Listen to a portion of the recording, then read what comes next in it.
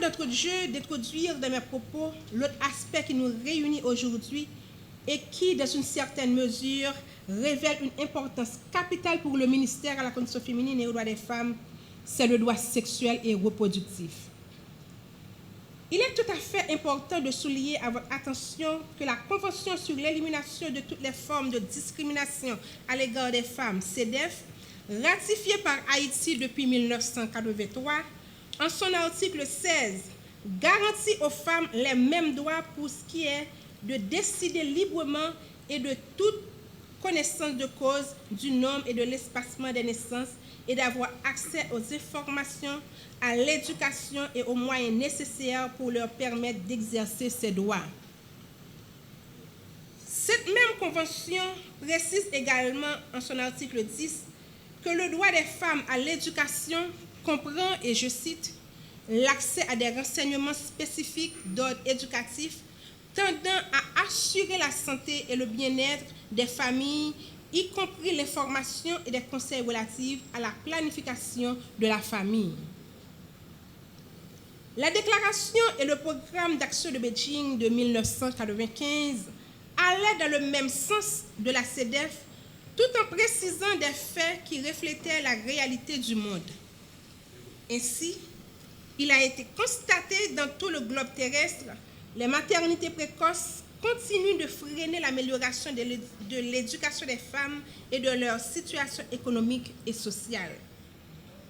Le mariage et la maternité précoce compromettent gravement leurs chances en matière d'éducation et d'emploi et ont souvent des effets à long terme préjudiciables à la qualité de leur vie et à celle de leurs enfants.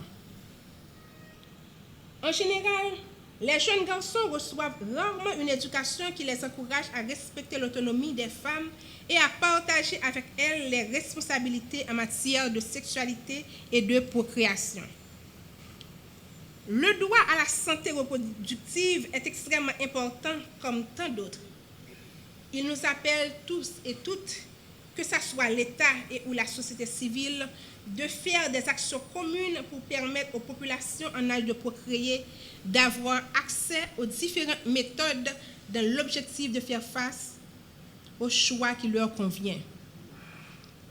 Ainsi, de sa troisième orientation, la politique d'égalité hommes-femmes 2014-2034 de l'État haïtien fait de la santé sexuelle et reproductive l'une de ses priorités.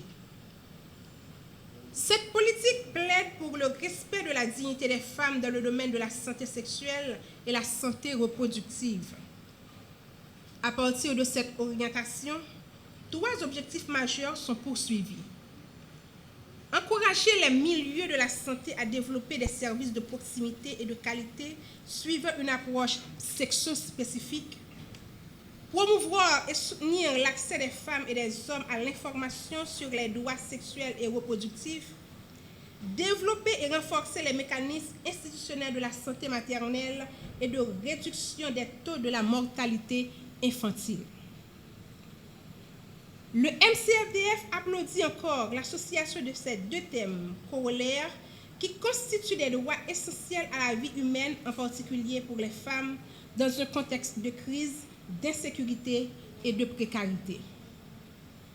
En cette occasion, je lance un vibrant appel à tous les secteurs de la vie nationale de faire un seul faisceau, de chasser autour d'eux toutes sortes de divisions, de se mettre ensemble afin d'adresser collectivement les vrais problèmes de la nation. La banalisation des droits fondamentaux de la personne humaine, en particulier les droits des femmes, est une préoccupation en ma qualité de ministre à la condition féminine et aux droits des femmes.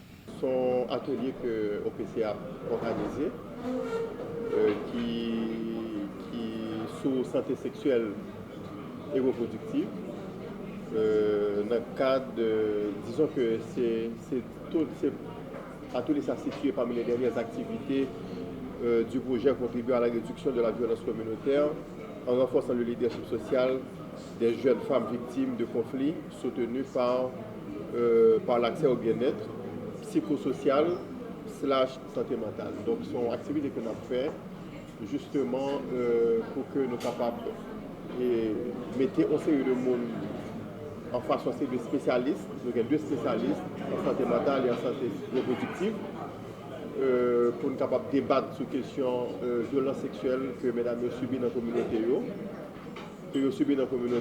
Et après que données qui parlent recueillies, ils ne pas tenu compte de dans le cadre d'élaboration, de processus d'élaboration, un module de formation qui visait la prise en charge des personnes victimes de violences sexuelles sur toute l'étendue du territoire national.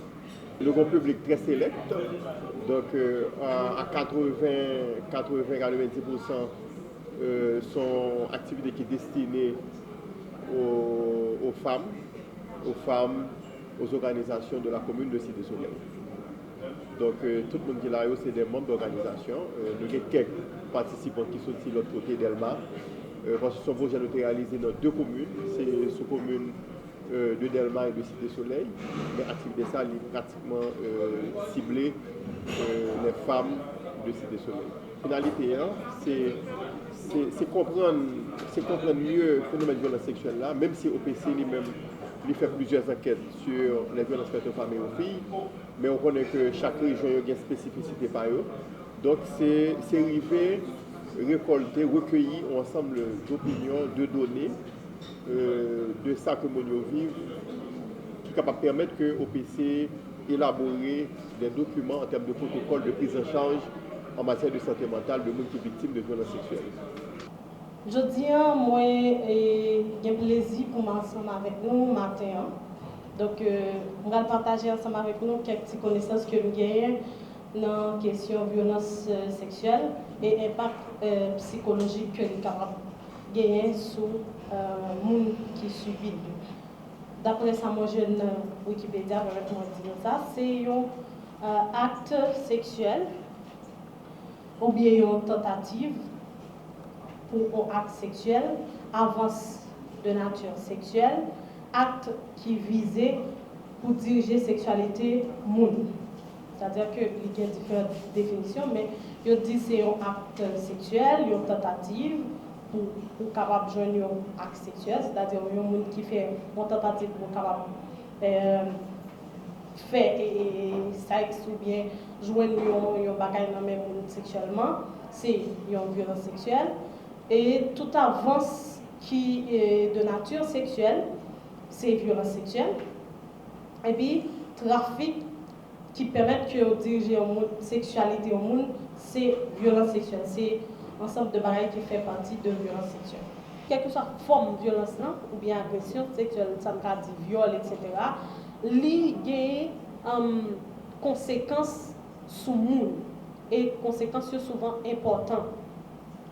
Ils sont souvent durables. Et là-dedans, on est capable de joindre anxiété, troubles de sommeil, alimentation, troubles d'alimentation, peur intense, culpabilité, dépression, isolement, conduite à risque ou agressive. C'est-à-dire qu'il y a des gens qui ne doivent pas jamais dire qu'ils étaient agressés sexuellement, ils ne doivent pas jamais dire qu'ils ont fait violence sous lui, mais c'est des séries de gens par façon où elle a vivre ou a senti que il y a un bagage qui peut être capable de déranger parce que les gens qui subissent viol, ils ne pas souvent parler de ça. Ils ne pas en subit viol, ils disent quand ça passe une sorte subir un viol d'aller.